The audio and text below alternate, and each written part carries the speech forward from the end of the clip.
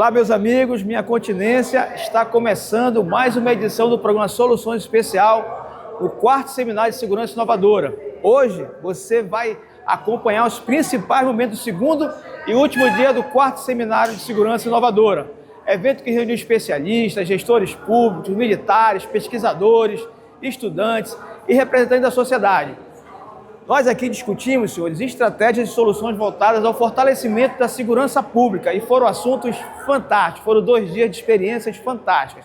A programação abordou também temas fundamentais como integração institucional, controle territorial, combate a crimes ambientais e transfronteiriços, gestão operacional e cenários complexos e o papel que as políticas públicas na promoção da ordem e da segurança da população. Confira agora, meus amigos, os destaques desse segundo dia e os debates e a troca de experiências que aconteceram.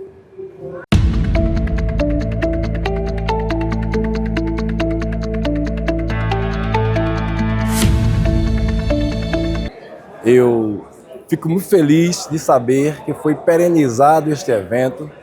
Este seminário será anual de segurança inovadora, uma oportunidade ímpar de aprendermos novidades e inovarmos no nosso dia a dia, copiando boas práticas e repassando nosso conhecimento também. E quanto mais a gente ensina, mais a gente aprende. Dessa forma, eu quero parabenizar a iniciativa do deputado comandante Dan e também o apoio que tem recebido do deputado Adjunto Afonso, presidente dessa casa, que nos presenteou com a perenização deste fórum.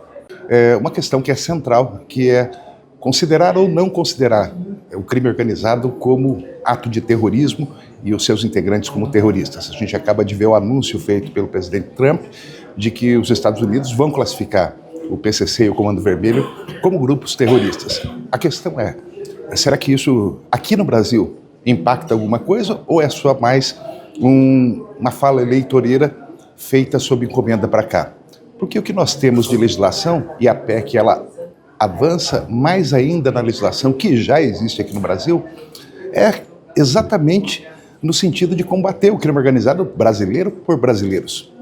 Ora, se nós temos legislação, se nós estamos tentando mudar a Constituição para aprimorar mais ainda, por que se temos legislação, até hoje o crime organizado, ao contrário de ser destruído por completo, ele tem crescido? Então talvez o grande problema sejam exatamente os nossos líderes, a classe política que impede, inviabiliza que os agentes de segurança pública, que o Poder Judiciário e o Ministério Público possam de fato cumprir o papel. A lei existe, é preciso cumpri-la, é preciso do Trump dizer isso para a gente?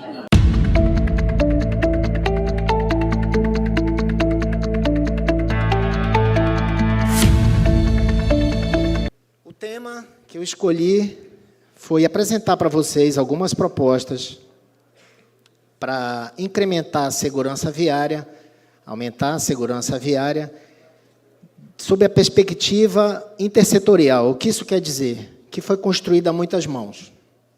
Não foi da PRF, né? O pontapé inicial, sim. O pontapé inicial, sim, mas foi construído com todos os parceiros, órgãos públicos, Poder Público Municipal, Estadual, outras instituições federais, associações, empresas privadas.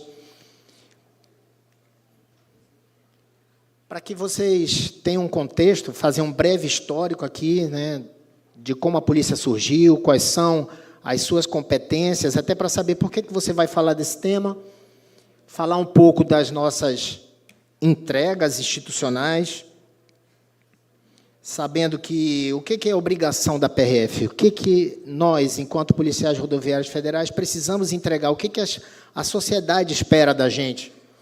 E falar um pouco das propostas, que é o projeto Trânsito Compartilhado, o projeto Educar, a criação, né, do protocolo de atendimento de emergência com produto perigoso e as nossas diversas ações integradas.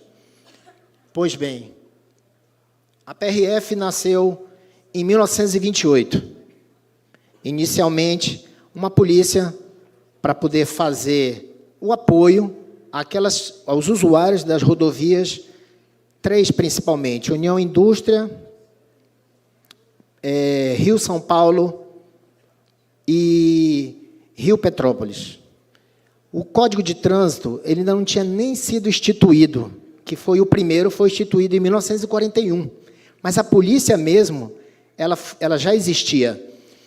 Em 1935, ou seja, 7 anos depois, foi que efetivamente a PRF foi criada. O primeiro PRF, o Turquinho, foi investido da função de realizar o patrulhamento. Naquela ocasião, a PRF recebeu a designação de Polícia das Estradas. Por que isso é tão importante para a gente? Porque quem não conhece as suas origens não pode, quer dizer, não se valoriza. Você não sabe de onde você veio, para que você nasceu.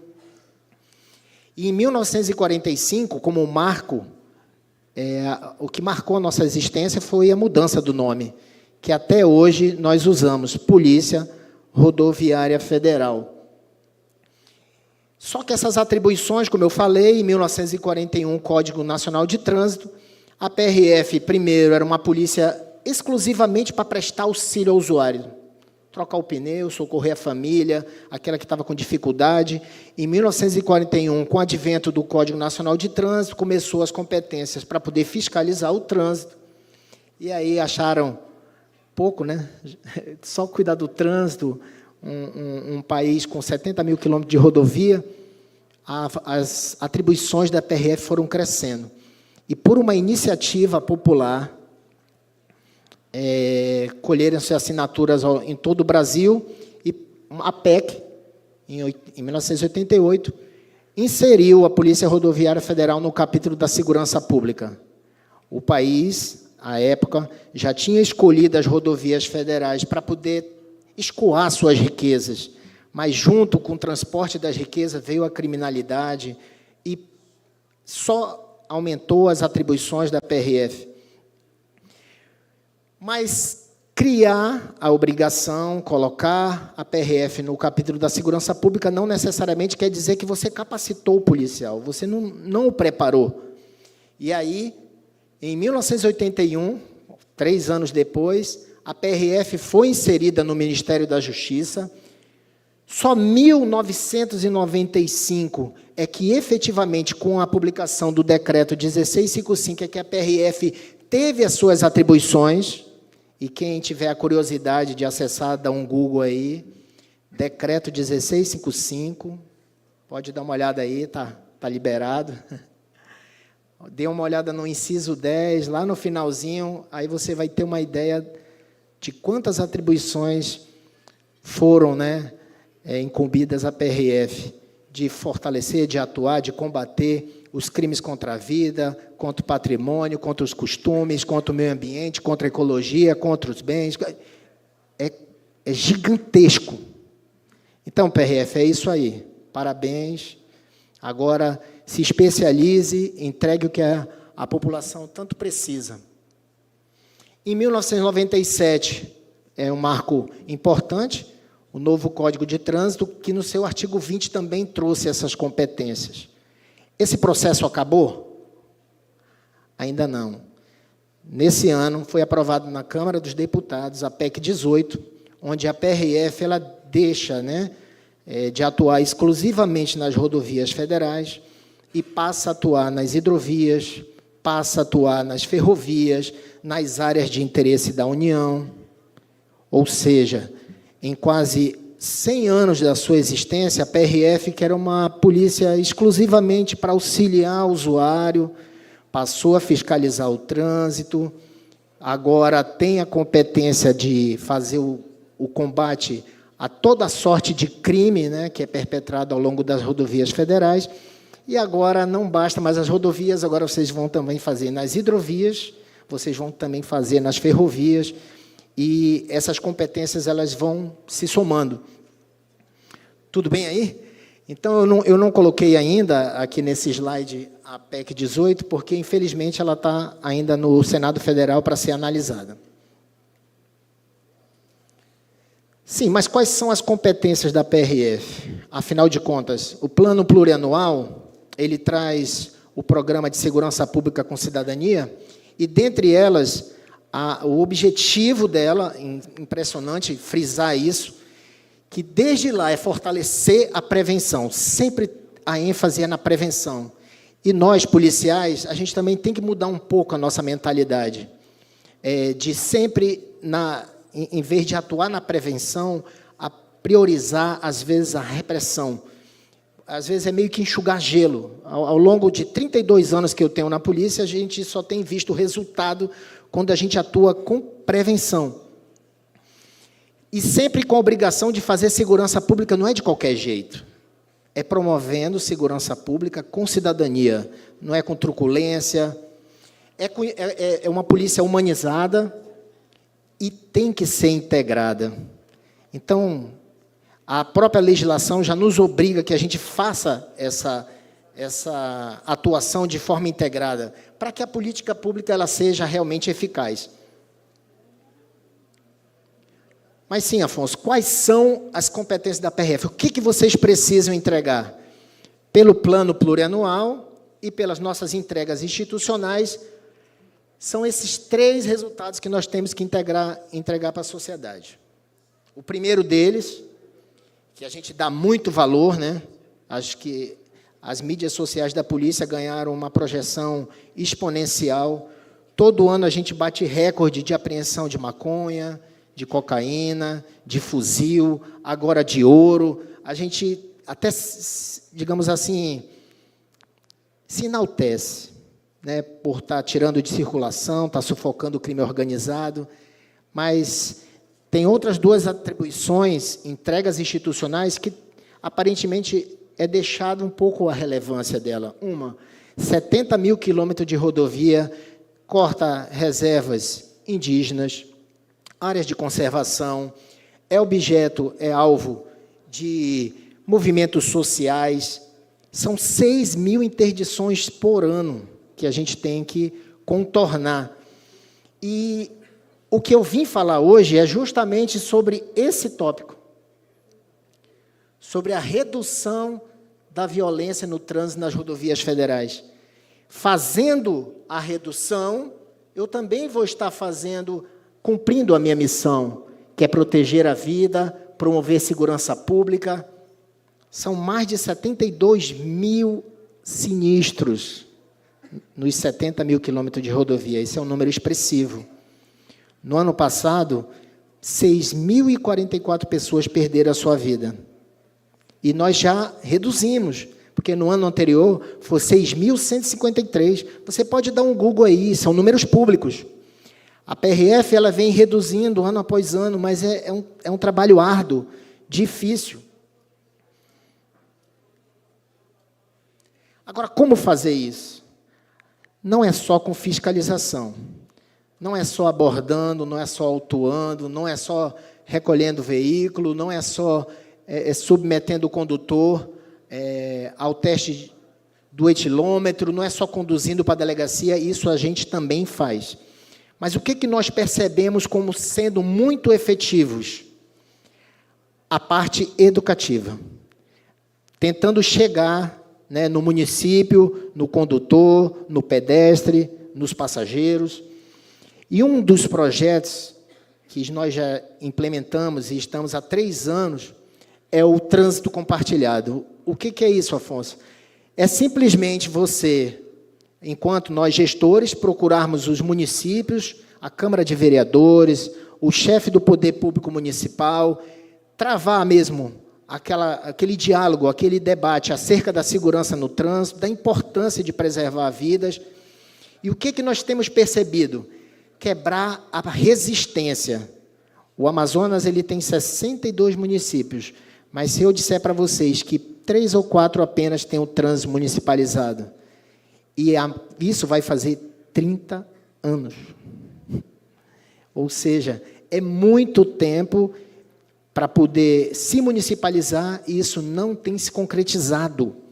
Por quê? Porque se o município adotar a fiscalização de trânsito, isso é ruim para a imagem, enquanto político, enquanto ele precisa, né, se reeleger, aí ele vai lá, multa, aborda, recolhe o veículo do eleitor dele. Ah, não pode andar sem capacete. Então, isso é uma resistência. Para você quebrar, é muito árduo.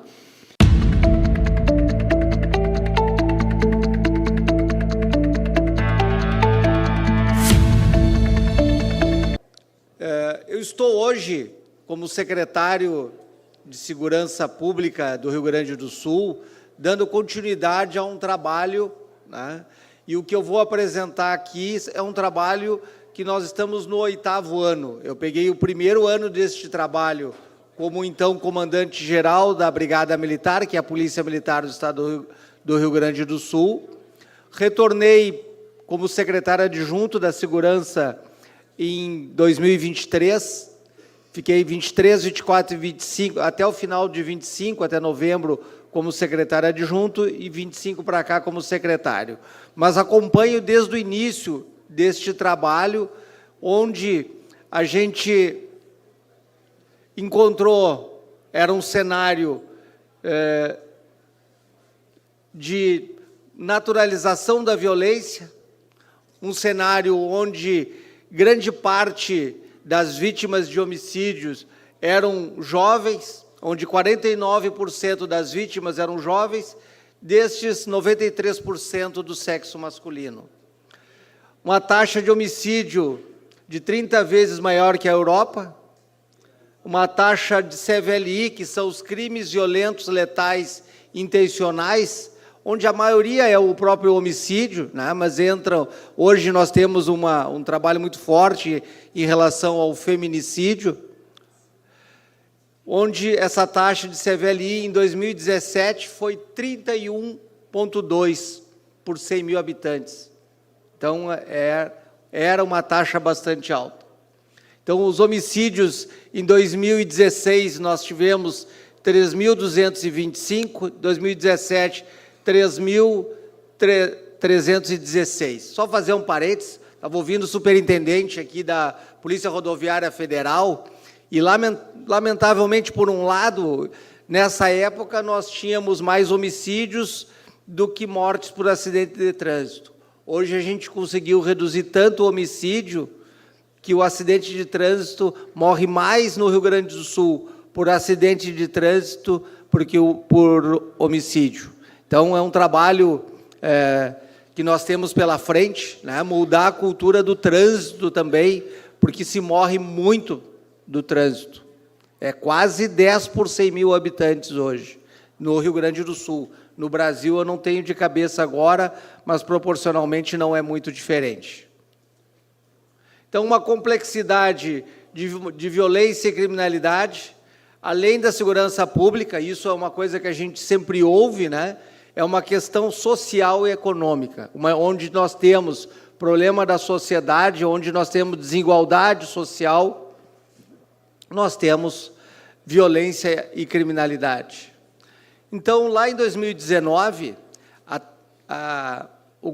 assumindo o novo governador, ele teve a felicidade de implantar este programa RS Seguro. Foi implantado já no segundo mês, ao final do segundo mês do primeiro mandato, 28 de fevereiro, e este programa ele tinha 3 premissas básicas, que são bem simples e fáceis de guardar, mas difíceis de aplicar. Eram, e são até hoje, os 3 Is: integração, inteligência e investimento qualificado. A integração, ela hoje, estamos no 8º ano, a gente se vê integrados entre todas principalmente entre as polícias, tá? E mais adiante eu vou detalhar mais, mas essa integração é bastante difícil, tá? Não é uma coisa simples. O que nós temos um coordenador, um secretário executivo de governo, dentro do gabinete do governador. Então, no gabinete do governador tem um secretário executivo, que é o delegado Padilha, que toca, desde 28 de fevereiro de 2019, esse programa. Dentre esses programas, a nossa Secretaria de Segurança, ela está no primeiro eixo, combate ao crime. Nós temos ainda eixos transversais de políticas sociais preventivas e transversais. Temos o terceiro eixo, a qualificação do atendimento ao cidadão e a valorização profissional. E temos um quarto eixo tão importante, todos os eixos são importantes, mas muitas vezes a gente fala do combate ao crime e a gente esquece do sistema prisional. Então, tão importante quanto é o sistema prisional. Então, também se investe no sistema prisional. As principais iniciativas do Estado do programa RS Seguro é o enfoque em crimes violentos, letais e intencionais, o enfoque em crimes patrimoniais, com uma atuação em áreas vulneráveis e o fortalecimento da sensação de segurança. E, aliás, fazendo um parêntese, mas até no final da apresentação, vocês vão ver o quanto que reduziu o indicador de criminalidade, mas a gente vê um trabalho mais difícil que isso, é aumentar a sensação, a percepção de segurança da população. Porque a gente sabe que reduziu, a gente divulga os dados estatísticos, mas a população demora muito tempo para mudar o seu comportamento, da sua percepção de segurança, de poder sair às ruas com mais segurança, sem se preocupar de ter um objeto furtado, de ter de circular com os jovens, idosos e mulheres nas ruas, de não serem roubadas. Então, esse é um trabalho mais difícil que a redução do indicador de criminalidade. Quando começou o RS Seguro, na época eram 18 municípios, agora nós estamos com 23 municípios priorizados. O que são esses 23 municípios?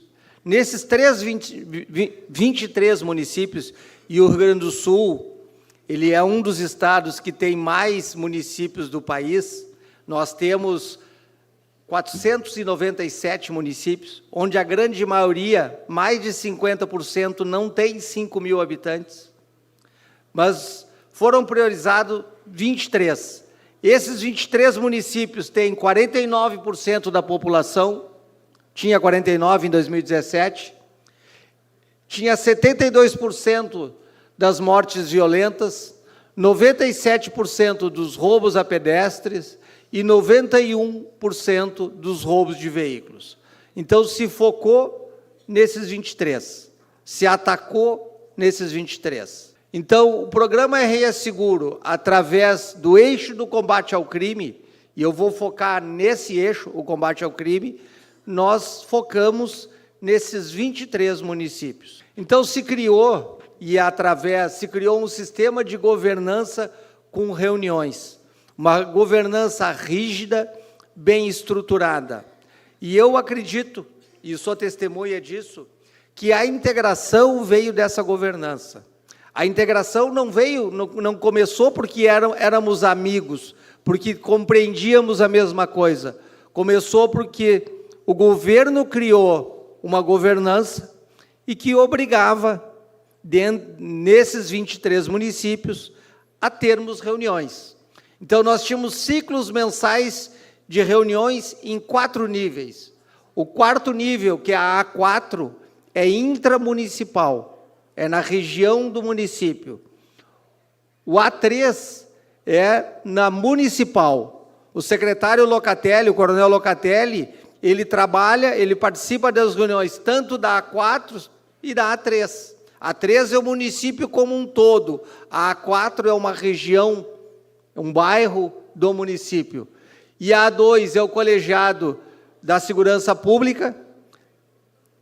No caso, eu como secretário hoje conduzo todas as segundas-feiras de manhã, todas as segundas-feiras às 10 horas da manhã, nós fazemos reuniões de A2 com todos os chefes, o chefe da PM, o chefe da Polícia Civil, o comandante do Corpo de Bombeiros, da perícia, do DETRAN, vem o secretário do Sistema Penal junto, conduz conosco, vem o coordenador do RS Seguro, o delegado Padilha, e vem mais a Polícia Penal. Então, nós todos juntos fazemos todas as segundas-feiras a reunião de A2, onde nós avaliamos os indicadores da semana passada, vemos os problemas pontuais de cada região que aconteceu, traçamos metas e objetivos para a próxima semana ou para o próximo mês e fazemos essa avaliação. E a região de A1 é o colegiado com todas as chefias e o governador do Estado. Então, o governador do Estado assumiu para si essa reunião de A1. Então, isso também dá um outro peso e uma outra responsabilidade para todos os atores.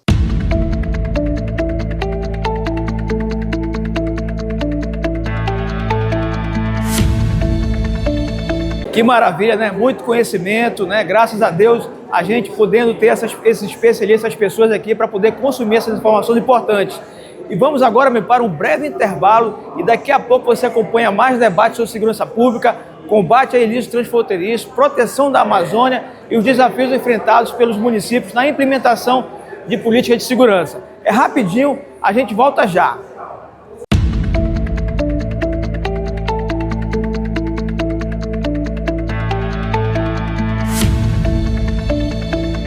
Aqui na Assembleia Legislativa, né, nós estamos no 4º Seminário de Segurança Inovadora. Eu assumi a presidência da Comissão de Segurança em 2023. Em 2023 fizemos a primeira edição, sempre com essa temática Segurança Inovadora e com subtemas. Nos 3 anos, a participação de diversas competências, cases de sucesso do Brasil inteiro que estiveram presentes aqui, né? E nós, com essa possibilidade, nós compartilhamos, disponibilizamos para as autoridades e também para aquelas pessoas que querem compreender um pouco melhor os conceitos, a doutrina e também a expertise, né? Aquilo que é doutrina, mas que se tornou realidade e que gerou sucesso, né? Os cases de sucesso. E este ano nós estamos com o subtema Ordem Pública e Segurança Territorial, que é algo que vem Brasil afora, impactando muito nessa percepção de segurança que a população precisa ter. Nós precisamos efetivamente reocupar os territórios com a presença do Estado, não do Estado paralelo, não de facções criminosas, não de criminosos em forma geral ou da prática da criminalidade controlando territórios onde o Estado deveria estar controlando. O conceito de ordem pública, que é mais abrangente que segurança pública. A ordem pública é também segurança pública, mas é tranquilidade pública, é salubridade pública. Quando nós compreendemos esse conceito, nós passamos a enxergar, né, o local onde moramos de uma outra maneira para poder prover segurança pública. Segurança pública é, portanto, ruas pavimentadas, é, portanto, ruas iluminadas, educação, esporte, cultura, envolvimento de crianças, jovens, adolescentes com práticas que constroem, a participação efetiva da comunidade, da família, da igreja, da sociedade no contexto geral. É disso que nós estamos falando aqui. Ontem, na minha fala, eu disse que nós precisamos efetivamente identificar esse ponto de retorno para poder retomar, controlar, ocupar e manter os territórios ocupados pela presença do Estado de Direito, não do Estado paralelo. Então, é nesse sentido que nós estamos aqui. Estamos falando de inteligência policial, de tecnologia aplicada à segurança, de participação da população, estamos falando de um modelo de municipalização da segurança. Enfim, são muitos temas, né, que efetivamente promovem essa melhor compreensão de políticas públicas que podem efetivamente cumprir o seu papel e atender à necessidade do povo. Segundo dia, último dia, né, do ano de 2026, e neste seminário nós temos um motivo a mais para celebrar, que é o fato de ter sido validado pela mesa diretora da Assembleia Legislativa, né, a consolidação do seminário como uma programação permanente no calendário de eventos da Assembleia Legislativa. Então, eu fiz uma proposta de resolução legislativa no ano de 2023, este ano foi aprovada, então passa o Seminário de Segurança Inovadora a fazer parte do calendário oficial de eventos da Assembleia Legislativa. Isso quer dizer que não importa quem esteja aqui, o seminário continua, né? Eu estou hoje capitaneando, organizando seminário. Pode ser que um dia eu esteja aqui apenas participando dele. Isso é legado, né? É dessa maneira que nós vamos construindo aí um Amazonas melhor, mais seguro, mais abençoado para viver.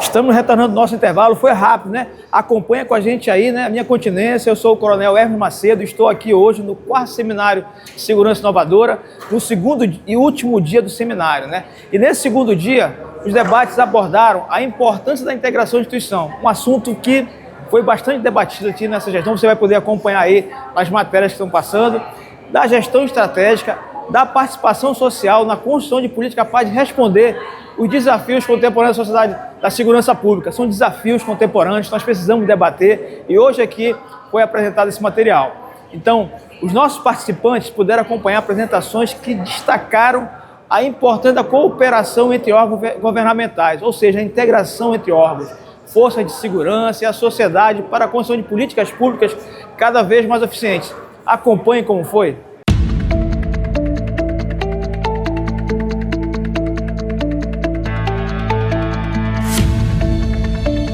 Um grande destaque é exatamente a necessidade de uma intersecção entre a segurança pública que a gente faz com polícia, que é fundamental, com a segurança pública que a gente faz gerando oportunidades de melhoria de vida para as pessoas. Se nós entramos só com a polícia, nós podemos fazer um bom trabalho, mas esse trabalho não tem sustentabilidade ao longo dos anos, porque além da polícia precisa entrar com educação de qualidade, com saúde de qualidade, com esgotamento, com arruamento, com iluminação pública, com oportunidades de se formar profissionalmente, com empréstimos populares a baixo custo para colocar pequenos negócios.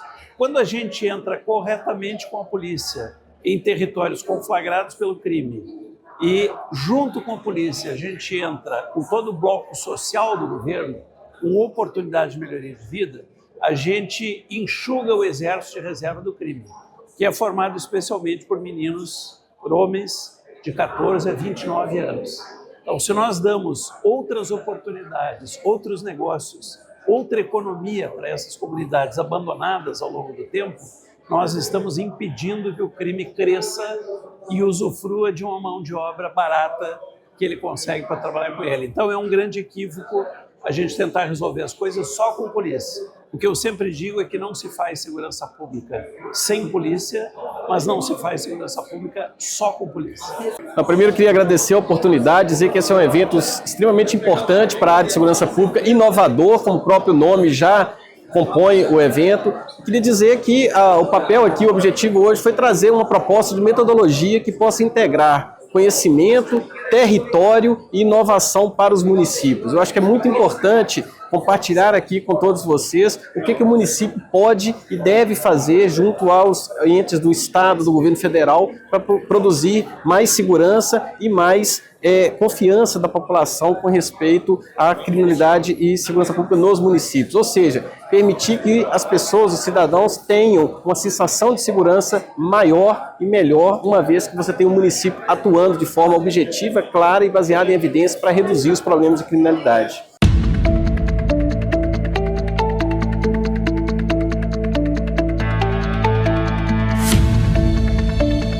De forma muito honrosa, eu recebi o convite para vir falar um pouquinho sobre a capilaridade da Polícia Civil do Amazonas. Bom, o que significa a capilaridade? A capilaridade é a forma com a qual a polícia precisa estar presente em cada canto deste estado que tem uma dimensão de um continente. E como é que a gente consegue isso com um contingente diminuto? Através de tecnologia, através de inteligência e através do compartilhamento das informações com as forças de segurança e uma palavra-chave que muito se diz, mas ela precisa ser efetivamente colocada em prática, que é a integração. Sem integração, a gente não consegue ter a capilaridade num estado deste tamanho e com tantas dificuldades geográficas, principalmente porque nós somos banhados por água em todos os cantos e fazemos fronteira com os 2 maiores produtores de drogas do mundo, que é o Peru e a Colômbia. Então, essa é uma pequena introdução para que a gente comece a discorrer aqui sobre o nosso tema, né? A capilaridade, então, representa a capacidade de alcançar cada município, bairro, comunidade, levando investigação, inteligência e presença do Estado aos lugares onde o crime tenta se instalar. Conversando com o comandante Dan, ele me disse que havia alguns vereadores representantes de alguns municípios. Poderiam levantar a mão, por favor? Quais são os municípios? Novo Aripuanã? Conheço Juruti. Tem o Tribódromo. Lá nós temos a festa das motos furtadas de Manaus, que nós fomos lá pegar mais de 50. Mas graças à integração com a Polícia Civil do Pará, né? A Polícia Civil do Pará é uma parceira que sempre nos ajuda. Neste momento, nós falando aqui sobre a capilaridade, é preciso destacar a capacidade interestadual das forças de segurança. Nós temos várias operações transcorrendo neste minuto, né, com um trabalho de compartilhamento de informações com outros estados. Recentemente tivemos, para ser mais exato, antes de ontem, tivemos uma prisão bastante significativa no estado de Pernambuco, voltada para organizações criminosas que cometem crimes cibernéticos. Tivemos também a prisão no estado de São Paulo, de uma organização criminosa que estava usando algumas empresas fantasia para lavar dinheiro, e a gente vai falar muito sobre isso, da importância da presença da Polícia Civil e da Polícia Militar como um todo, em todo o Estado, do Corpo de Bombeiros também, né, que integram o sistema de segurança pública, justamente porque nós precisamos ocupar espaço para que as organizações criminosas não tomem territórios no estado do Amazonas, especificamente, como acontece em outros estados. Qualquer sinal de pichação, qualquer ventilação que estimule esses criminosos, mesmo que de forma não verdadeira, a fazer menção a organizações criminosas, isso significa ocupação de território, porque isso vai gerando medo na população, isso vai fazendo com que pequenos delitos se tornem, na cabeça da população, algo direcionado ou mandado por pessoas que tenham alguma capacidade intelectual ou poder de mando vinculada a organizações criminosas, e aí o caos vai se instalando. Então, essa talvez seja o maior desafio que nós, enquanto policiais, tenhamos que ter aqui no estado do Amazonas. Ocupar todos os espaços para que não deixemos as organizações se instalarem. Qual é a principal, ou quais são os principais eixos que fortalecem uma organização criminosa? Alguém pode me dizer aí? Pelo menos, vamos lá, vamos citar 4. Nós temos agora um programa do Brasil contra o crime organizado. O principal deles, asfixia financeira. Hoje, os entorpecentes, as apreensões de drogas, notem que não há inflação sobre a maconha, não há inflação sobre a cocaína. É tão falado aí o POD 5, o POD 10.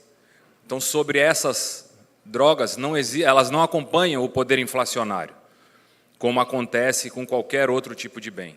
Então, hoje, sim, é uma das principais fontes de geração de renda das organizações, mas não são as únicas.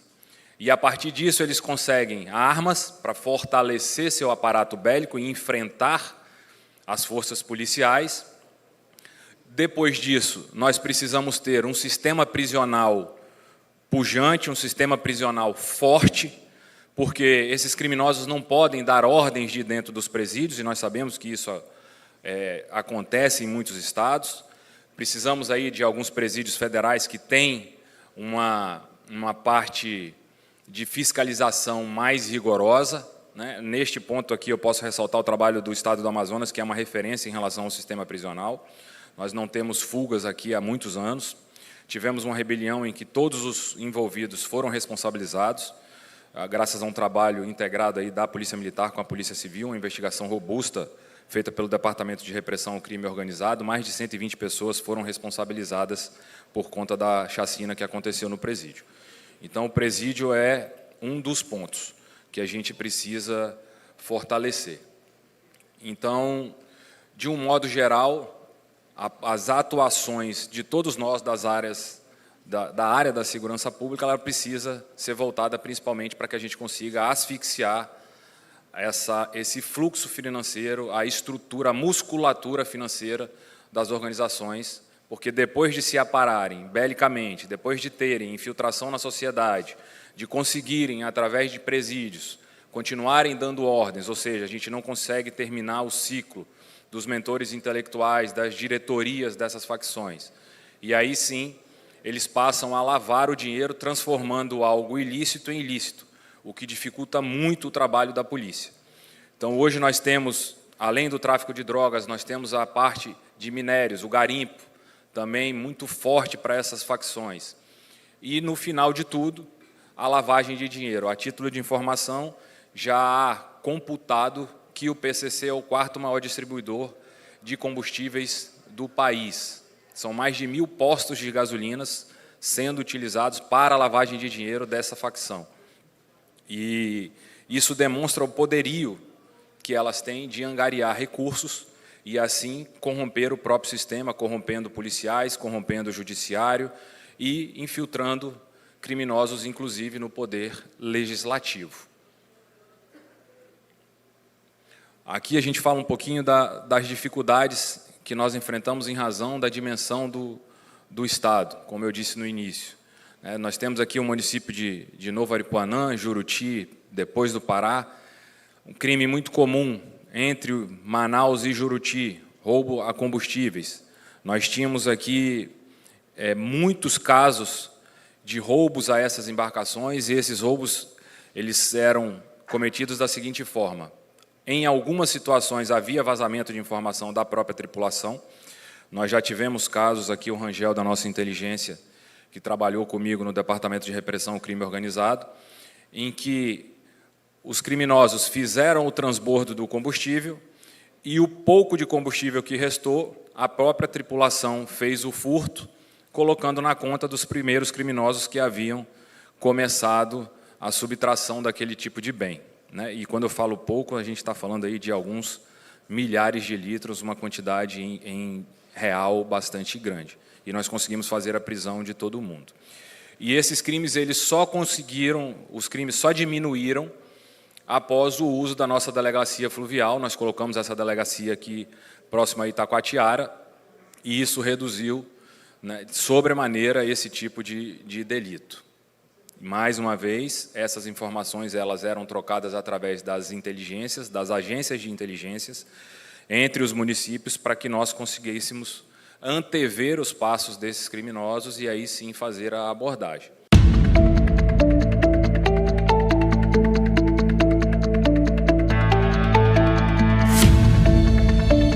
Eu sou o chefe do Centro de Coordenação de Operações do Comando Militar da Amazônia, e também aqui representando o nosso comandante militar da Amazônia, o general de Exército Viana Filho. A nossa ideia é tocar rapidamente nesse assunto sobre as operações, que é a cadeira onde eu sento, as operações do Comando Militar da Amazônia e como isso se dá, como isso se processa e quais as ferramentas e meios que nós temos para levar isso a efeito. O objetivo é muito simples, é apresentar aos senhores e senhoras a conjuntura operacional e as principais operações atuais, principalmente, desencadeadas pelo Comando Militar da Amazônia. À guisa de introdução, nós podemos colocar, eu acho que vários palestrantes já falaram sobre isso, mas a caracterização do superlativismo, o quão a Amazônia é superlativa. Nesse caso, aqui mostrado, em termos de território, 60% do território nacional.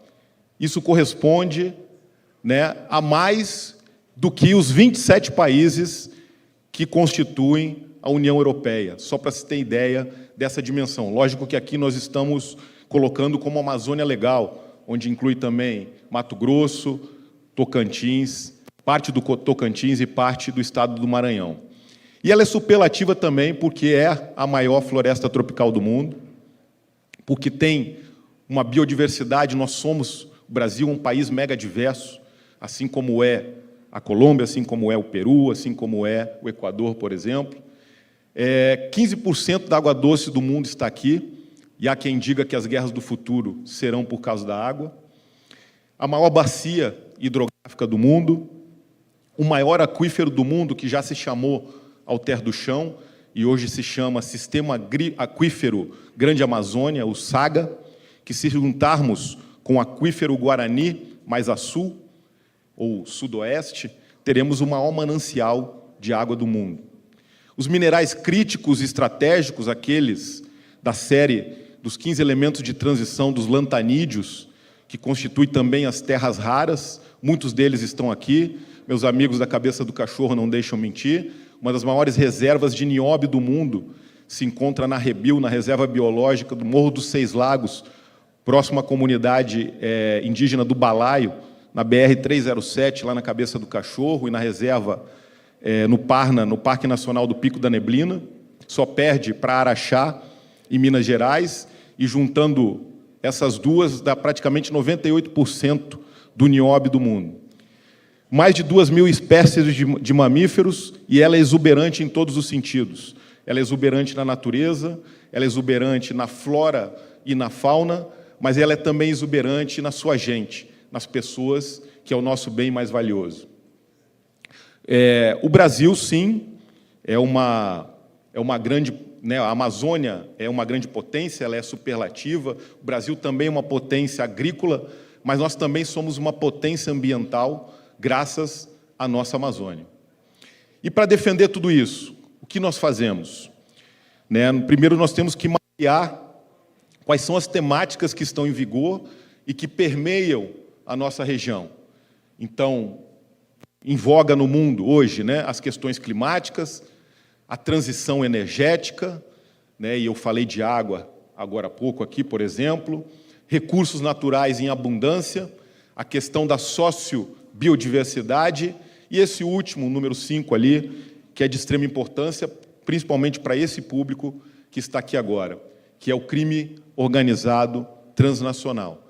Então, isso realmente, essa talvez seja a maior ameaça que nós temos hoje, dentro dessa complexidade, dessas ameaças realmente voláteis, incertas, imprevisíveis, uma conjuntura regional que não nos favorece muito, em particular pela questão, no caso da Colômbia, dos grupos armados organizados residuais, com seus diversos comandos, seja ELN, Exército de Libertação Nacional, seja o Bloco Amazonas, seja a Estrutura 1, seja o Comando de Fronteira, todos eles têm uma certa influência, particularmente na nossa faixa de fronteira e particularmente aqui na região do Amazonas.